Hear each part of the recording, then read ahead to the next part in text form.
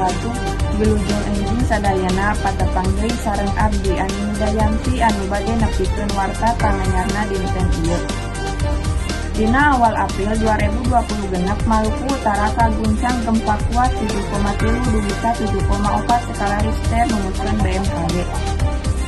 Getaran karasa kuat nepi ka nyebabkeun warga panik serta kaluar ti imah. Gempa ieu nyebabkeun karuksakan bangunan, korban jiwa jeung ribuan warga ngungsi. Sempat aya peringatan tsunami tapi geus dicabut. Pamarentah jeung tim SAR langsung nyalurkeun bantuan serta ngajak warga tetap waspada.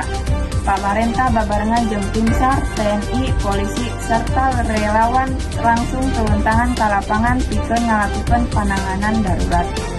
Maranehna nyalurkeun bantuan logistik seperti dahareun, cai bersih, selimut, jeung tenda darurat pikeun para korban.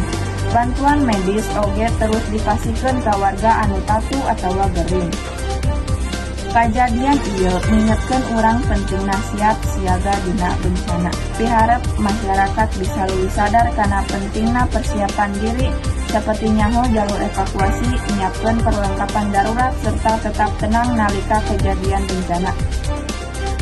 Akhir kecap urang sadayana mugia salaosna aya dina patang kandungan Gusti Maha Suci.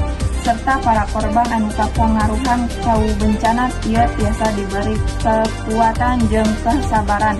Abdi Ani Widayanti pamit undur diri, hatur nuhun kana perhatian sadayana. Wassalamualaikum warahmatullahi wabarakatuh.